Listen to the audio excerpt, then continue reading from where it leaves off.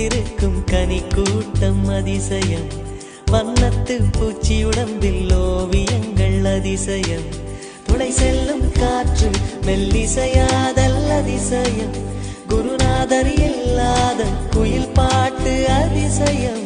அதிசயமே அசந்து போகும் நீ எந்த அதிசயம். கல் தோன்றி மண் தோன்றி கடல் தோன்றும்